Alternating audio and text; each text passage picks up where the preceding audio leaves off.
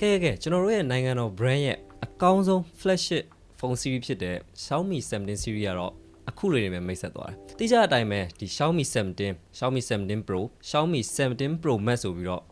ညီကို3កောင်ပါလာတယ်။ Chinese Apple ဆိုတော့ဗျာ iPhone 17 series ကိုညှက်ခွဲရိုက်ချင်တာနဲ့ဒီကောင်တွေကတစ်ဆင့်ကြော်ပြီးတော့17ဆိုပြီးလုတ်လိုက်တာ။ဆိုတော့အမြန်ဆုံးနဲ့အရှင်းလင်းဆုံး recap လေးလုပ်ပေးမယ်။ဝယ်တင်လားဈေးရဘယ်လောက်လဲဘာတွေမိတ်ဆက်သွားလဲစသဖြင့်ပေါ့။အရင်ဆုံးကျွန်တော် base model ဖြစ်တဲ့ဒီအငယ်ဆုံးကောင်လေး Xiaomi 17ကနေစလိုက်အောင်။ design ကတော့ကျွန်တော်တို့မြင်ပြီးသားဖြစ်တဲ့အတိုင်းပဲပေါ့နော်။အနောက်ဘက်မှာဒီ Leica branding လေးပါတဲ့ triple camera setup လေးနဲ့လာမယ်။ကျွန်တော်ကတော့17ရဲ့ camera design ကိုတိတ်မကြိုက်ဘူးသိရမလား Xiaomi T series နဲ့တွားပြီးတော့ဆင်နေတယ်ဗျာတမျိုးပဲဘေးပေါင်တွေကတော့ထုံးစံတိုင်းပဲ aluminum flat frame ကိုပဲသူတို့တုံးထားတယ်အလေးချိန်ကဒီ190 gram ပဲရှိရပေါ့နော်အဲ့လောက်အလေးချိန်ပဲရှိရတဲ့အထက်မှာဒီကောင်က9000 mAh battery ကိုသူတို့ထည့်ထားပေးတယ်ဖုန်းကလည်းသေးလေ9000 mAh နော်ဒီလိုဖုန်းလေးမှာ9000 mAhဆိုတာတော်တော်များတယ်သူတို့က iPhone 17နဲ့တောင်မှရှင်ပြထားတယ်မခန့်တာ9000 mAh power bank ကိုသူတို့က iPhone 17အနောက်မှာကတ်ပေးပြီးတော့ပြိုင်ထားတာလို့ဒါတော့မှဒီကောင်က26ရာခိုင်နှုန်း battery ပိုခံနေရဆိုပဲသူတို့စမ်းပြထားတော့ပြောပါလေပြီးတော့ IP69 ပါမယ် overall design ကတော့ပြောရမယ်ဆိုရင်minimalist ဖြစ်တယ်လို့ပြောမယ်အရောင်နေတဲ့ကတော့ကျွန်တော်တို့မြင်ရတိုင်းပဲအပြာနုရောင်လေးရယ်အဖြူရယ်အမဲရယ်ပန်းရောင်လေးရယ်ဆိုပြီးတော့၄ရောင်ရမယ်ပေါ့နော်ရှေ့ဘက်မှာတော့ဒီ 2K resolution နီးပါးရှိတဲ့ 6.3 inches အရွယ် 120Hz TCL M10 flat OLED screen တို့တုံးထားပေးတယ်ဘေးပေါင်လေးရလဲ 1.18mm ပဲ၄ဘက်၄တန်လုံးရှိရခါကြတော့ကြည့်ရတာတော်တော်လေးကို immersive ဖြစ်တယ်ပြီးတော့3500နဲ့ peak bright နဲ့ရမယ် compact phone လေးကိုကောင်းကောင်းလေးကင်နေတယ်ဆိုရင်တော့ဒီ Xiaomi 17 လေးက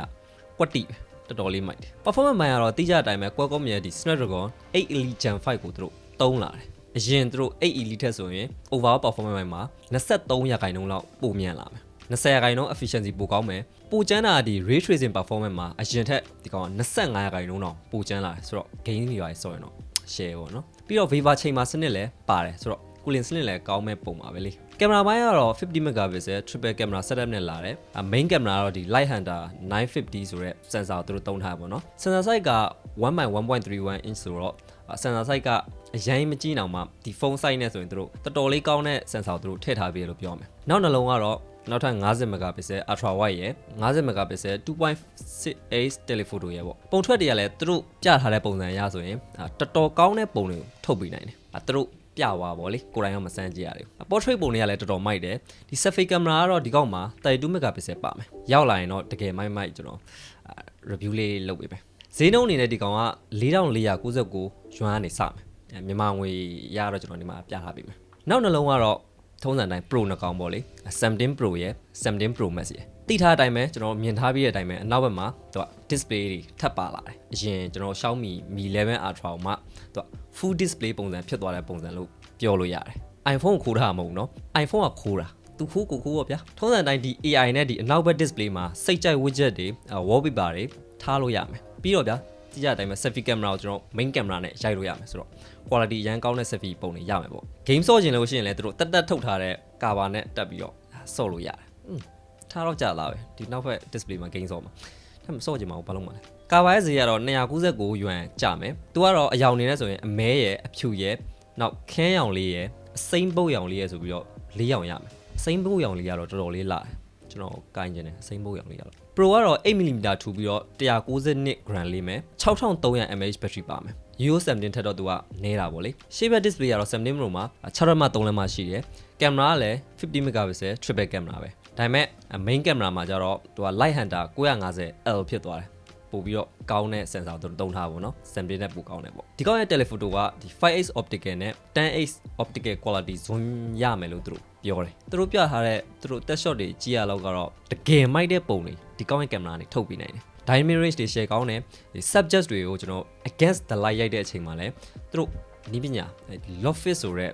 နီးပညာအကြောင်း dynamic range တွေပို့ပြီးတော့ကောင်းလာတယ်ဗီဒီယိုရိုက်တဲ့အခါမှာလည်းတော်တော်ကွတ်သွားပြီ selfie camera ကလည်းသူက32 megapixel မဟုတ်တော့ဘူး50 megapixel ဖြစ်သွားတယ် space တွေကတော့ 17 နဲ့အတူတူပဲဆိုလိုတာ Snapdragon 8 Elite Gen 5နဲ့ပေါ့ဈေးနှုန်းအနေနဲ့ဒီကောင်က4999 yuan နေစမယ်နောက်တစ်ခုကတော့17 Pro Max ဒီကောင်ကတော့ Pro မှာ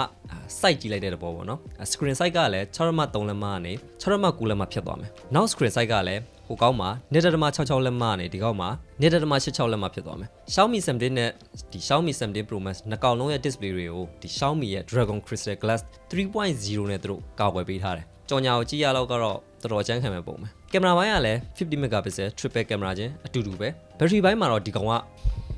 9500 mAh battery ဖြစ်သွားတယ်ဆိုတော့အကြီးကြီးပဲ17ရော17 Pro ရော17 Pro Max ရောအကုန်လုံးမှာ100 watt fast charging နဲ့50 watt wireless charging ရမယ်ဈေးနှုန်းအနေနဲ့ဆိုရင်9999 yuan နေစမယ်ဖုန်းသုံးလုံးလုံးကို29ရက်နေ့မှာစပြီးတော့ရောင်းမယ်ဆိုတော့ဒီလကုန်ပြီးတော့နောက်3-4ရက်လောက်ဆိုရင်တော့ဒီကိုရောက်လောက်ပြီနောက်တစ်ခုကတော့ Xiaomi ရဲ့ Mi Pad 8ပေါ့နော်ဒီဇိုင်းကတော့နောက်ဘက်ဒီကင်မရာဒီဇိုင်းမှာသူတို့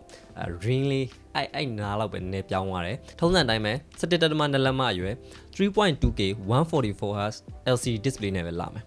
9.95 mm ထူမယ်485 gram ပဲလေးမယ် battery အနေနဲ့ဒီကောက်မှာ9200 mAh battery နဲ့68 watt fast charging ပါမယ် performance ဘိုင်းအတွက်ကတော့ဒီ Snapdragon 8S Gen 4သူတို့တုံးထားပေးတယ်နောက်ဒီ Xiaomi Mi Pad 8 Pro မှာကျတော့ Snapdragon 8 Elite နဲ့ဖြစ်သွားမယ်ဆိုတော့ performance ကတော့ပိုကောင်းမယ်ပေါ့တော်တော်လေးပိုကောင်းမယ် Mi Pad 8 Pro ကတော့2999 yuan နဲ့စမယ်ရိုးရိုး Pad 8ကတော့2199 yuan နဲ့စမယ် Okay ဒါပဲရောက်လာရင်တော့ကျွန်တော် review လေးလုပ်ပေးဖို့ရှိရဆိုတော့ကျွန်တော် test for tech ကိုတစ်ချက်လောက် like and follow လေးမနေ့ရလို့ရှိရင်နှိပ်ပေးခဲ့ပါဦး